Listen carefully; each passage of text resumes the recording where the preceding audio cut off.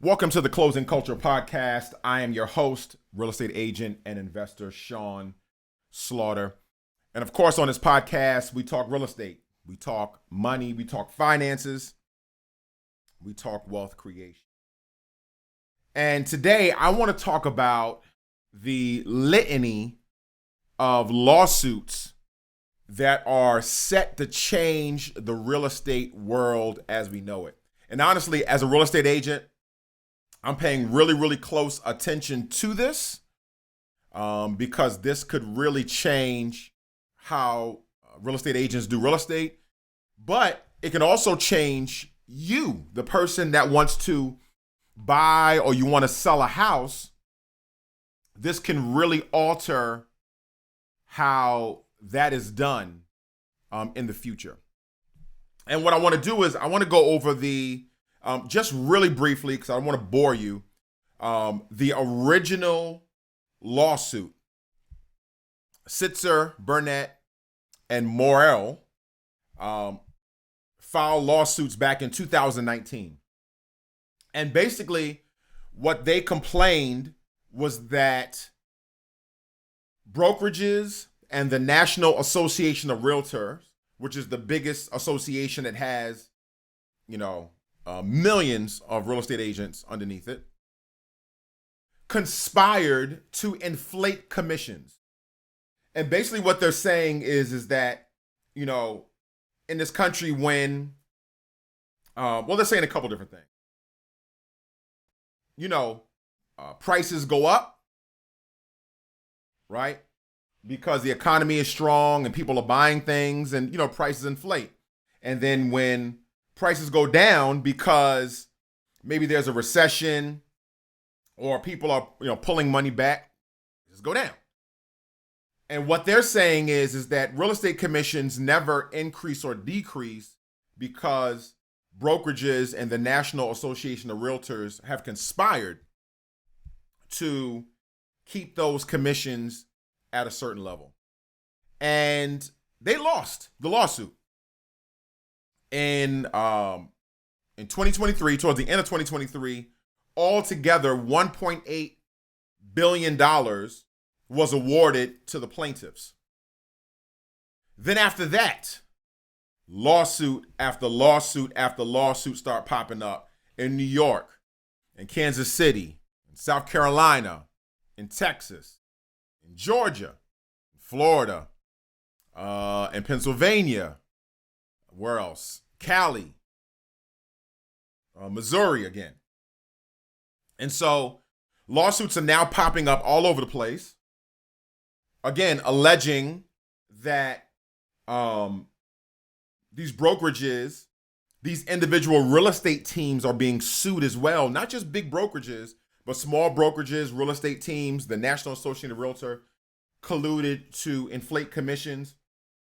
And one of the major ways that they said this was done, and this is key, and I need you to really listen to this. One of the major ways that they said was done was because of the thing known as cooperative sharing of commission. And here's how this works. As of right now, if somebody wants to sell their house, I go to their house, do the walkthrough, do a listing presentation. And when it's time to talk about the commissions, typically most realtors will say, the commission is 6%. That, of course, is always negotiable, but it's 6%. 3% comes to me, and then 3% goes to the buyer's agent that brings us a buyer. So ideally, what's happening is, and what's happened probably for the last 100 years, is that the seller is paying the commission for their agent and the buyer's agent. Now, you would say, why doesn't the buyer pay their own real estate agent, right?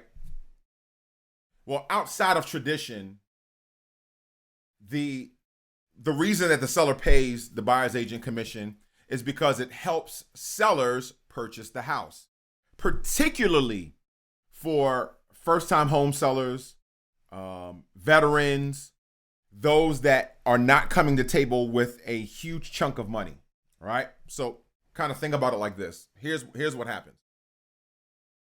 A home seller is selling their house and they're going to make, I don't know, 50 grand, 60, 70, 80 grand.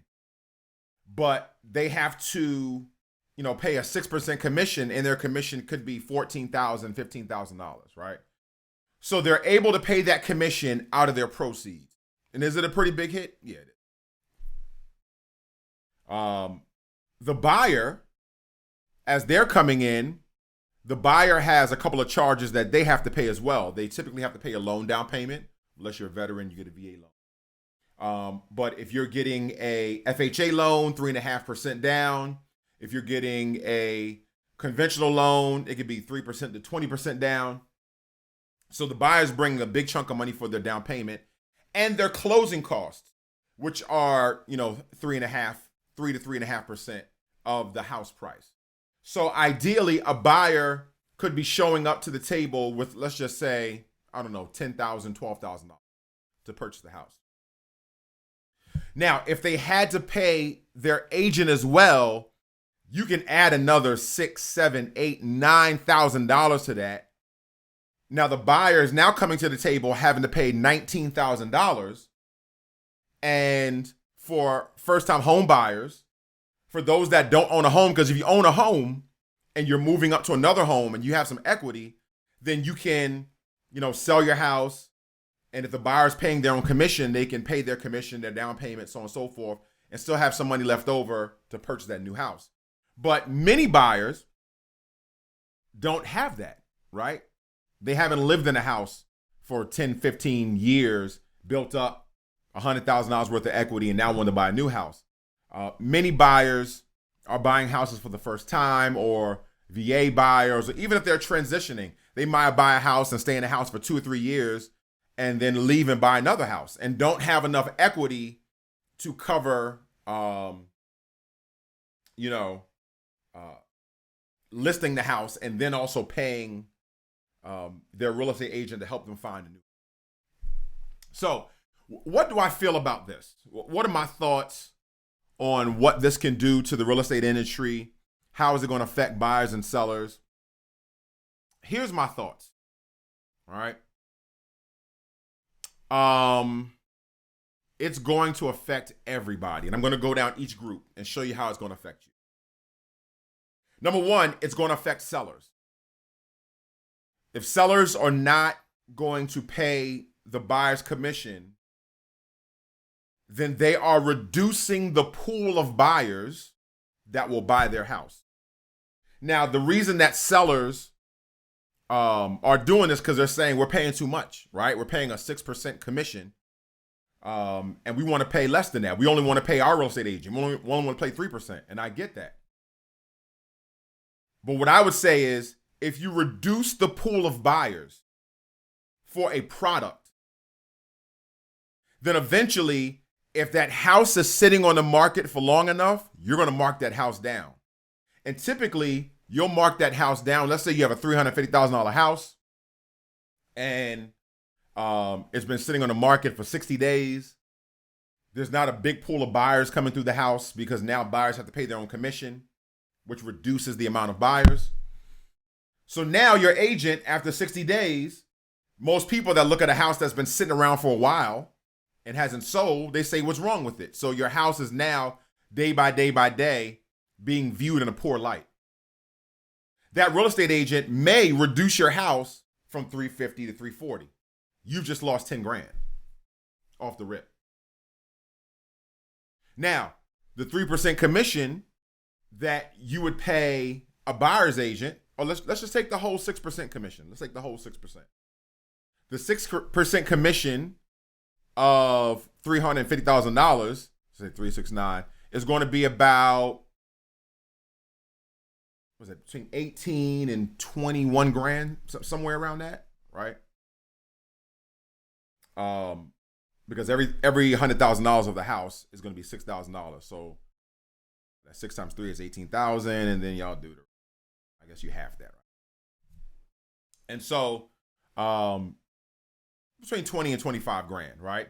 So you've already dropped the house price by 10. All right. And if that house sits longer, you'll drop the house price again, maybe by 5, maybe by 7. And so some of the savings that you thought you would get, now you're losing because you're dropping your house price because there's not enough buyers. So that's the first thing that'll happen for sellers. For buyers, or that's the main thing that'll happen for sellers. For buyers, I have buyers that typically in their minds believe that they have to have like $20,000, $25,000, $30,000 to buy a house.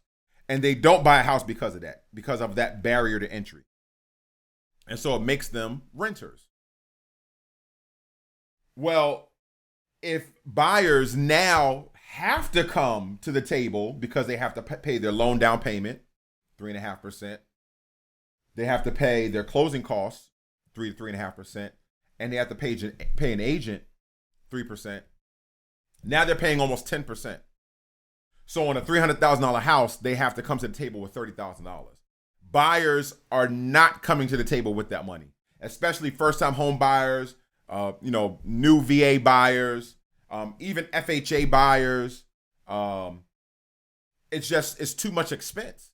You have to save up $30,000 to buy a house, $20,000 to buy a $200,000 house. It's not going to happen. It's just not going to happen. So those buyers will now be longer term renters. All right. So for investors like me, this is going to be great because you're going to be reducing the home purchasing population and you'll be increasing the renting population. All right. Now, as an investor, that's wonderful. But as somebody that thinks that home buying is one of the greatest things that you can do in this country, it's one of the ways that the majority of people leave any money to their children or pass down any assets is usually their home or the equity in their home. I think it's going to be a travesty that buyers will now be priced out of buying because they can't pay their agent. And even if their agent adjusts the commission to 2.5% or 2%, still it's going to be a very, very expensive go for buyers. Real estate agents.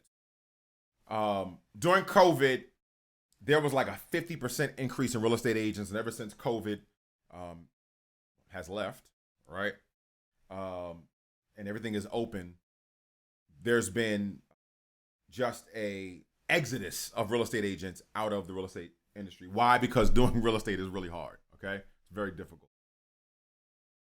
Well, I think if buyers now have to pay their agents, you're going to get an even greater reduction in real estate agents, right? And of course, you have listing agents and you have buyer's agents. You have agents that only list houses. You have agents that only work with buyers. I do both. Most agents do both, right? You kind of get it where you can fit in.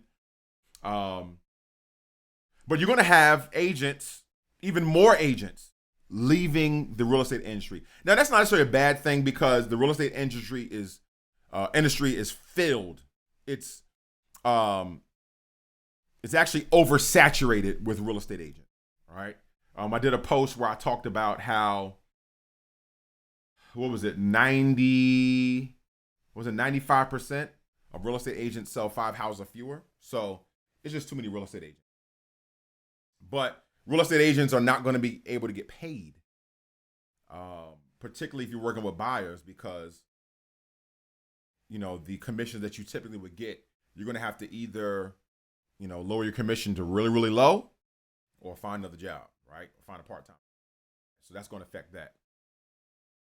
And then lastly, brokerages, right? And what brokerages typically do, real estate brokerages, they get as many agents as possible, get them in.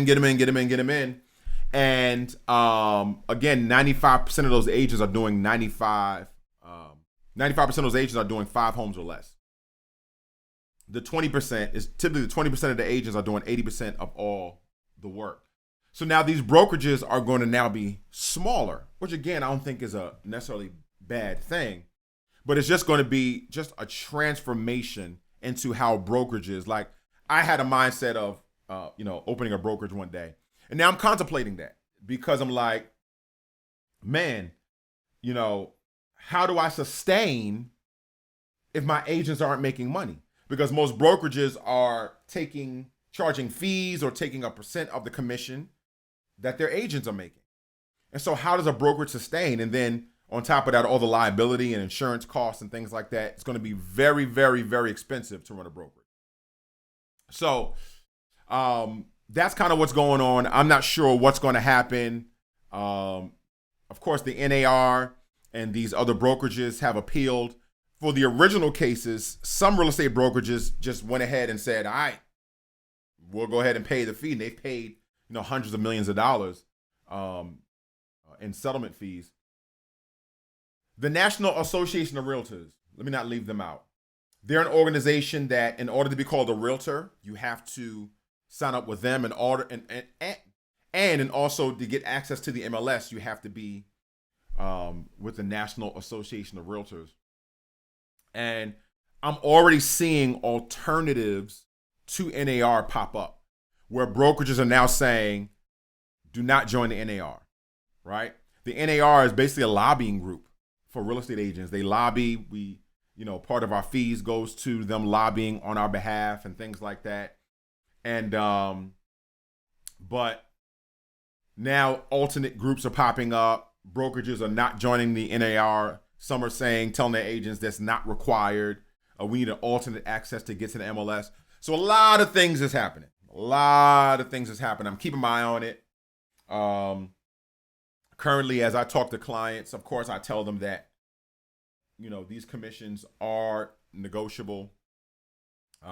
Today, I was actually looking at a listing for a client and just to kind of show you in real practice. And this couple who I hate seeing when they list houses because they're so cheap. And their seller is not paying the buying agent anything. So and it's a house that I'm taking my client to go see. We're seeing 3 houses. When I take them to that house, one of the things I'm going to have to tell her, because she already has from her lender some estimates on closing costs and money that she has to bring to the table. So she already knows, okay, I think she has to bring between 13 to 15 grand to the table. If she likes that house, I'm gonna have to tell her, hey, there's one caveat. The seller's not paying my commission for this home. So you're gonna have to pay the 3% of this home. It's a $350,000 house. So go ahead and take the 15 grand that she already has to pay and, just add another 10 to 12 grand to that. And so now she goes from bringing 15 grand to the table to 25 to 28 grand for that one house because they're not the buyers can. All right. So it'll be interesting. I'll continue to give you some updates as things go on. But this is Closing Culture. Again, I'm your host, Sean Slaughter. Be good to yourself. Be good to someone.